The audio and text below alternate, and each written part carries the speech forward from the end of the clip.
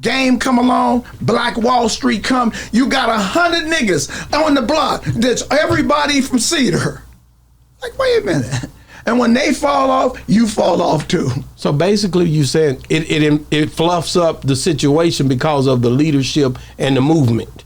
When you see a music mogul of some sort he's a Piru or he's a Black Wall Street, then you start to see the flux of the people. Then the fans. And they start saying, we that. We that too. Lil Wayne them was able to influence a lot of it because of their connection with Mack 10s and all the different people they were dealing with. Mm-hmm. When you see just all around this thing, it's influencing it, but is it a good thing or is it a bad thing or does it even matter? Anything that blacks can get that brought together, to me, is a good thing. I agree with that. Now, we make it a bad thing because we get on these podcasts, we get on the media, and we desecrate each other. White America don't do that for the Proud Boys. Yeah, we on Boss Talk 101. Yeah, we gonna talk. So when going back to DJ Quick, dude, like when you seen how his career blossomed and the way that and even the game, all these people. When I think of Piru, I think about them because of the music. And then, what I mean? You seen the swell when it was Death Row. Everybody, bounty hunters was Pirus. Dudes from Hassan, you see, man, oh, what up, blood? What up, blood? All the crowd. It's one leader, everybody crowd. Now, Death Row fall off. It wasn't but 7 cedar blocks.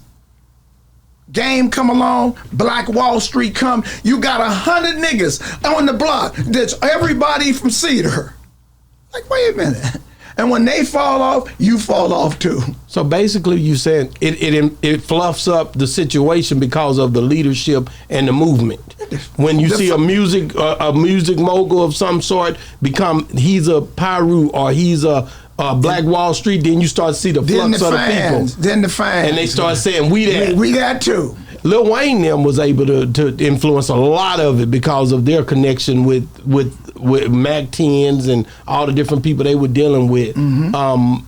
When you see just all around this thing, it's influencing it, but is it a good thing or is it a bad thing or does it even matter? Anything that blacks can get that brought together, to me, is a good thing. I agree with that. Now, we make it a bad thing because we get on these podcasts, we get on the media, and we desecrate each other.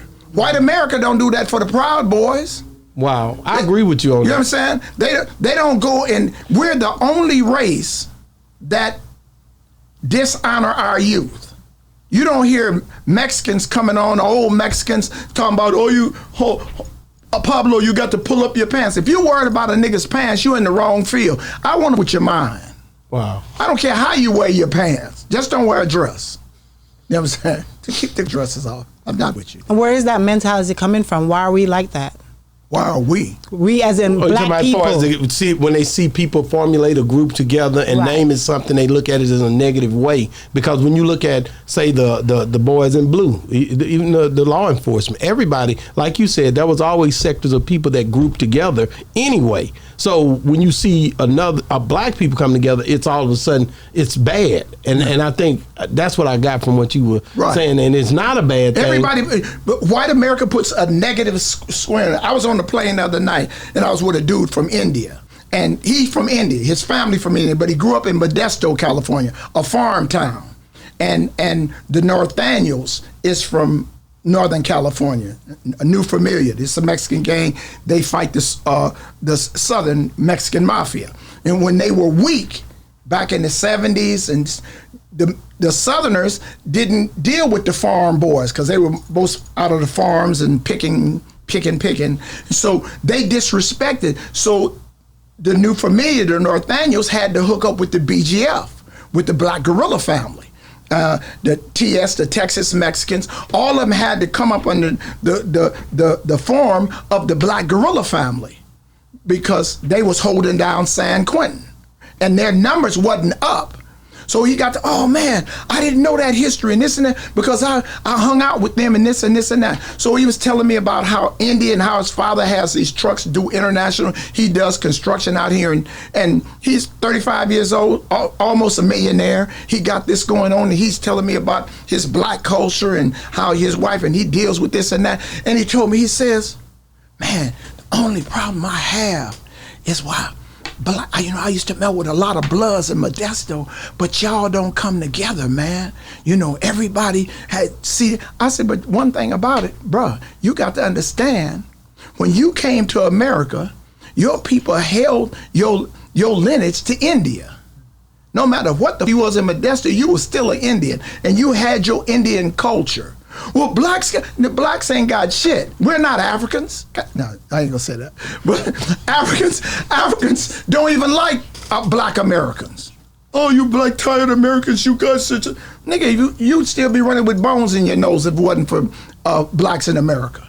You dig what I'm saying? Nobody except a black Mexican out of Mexico, he's still a Mexican. A black Jamaican is still, we was in a riot one time, right? Getting off base. We was in a riot, and one of my homeboys, Minister Information, Gerard, he runs up in this dorm, and he sees all these black dudes in there, right? And he tells them, hey, Blood, come on, man, it's going down. And they was all Cubans, right? They stabbed the shit out of him and broke his arm. Just because you black, you want to make you us.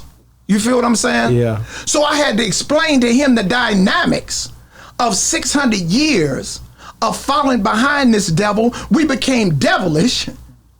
And just like my partner told me, black people don't want to be free. We just want white people to like us. Wow. That's heavy. So we'll cross each other for the sake of a white man. Wow. Yeah, we on Boss Talk 101. Yeah, we gonna talk.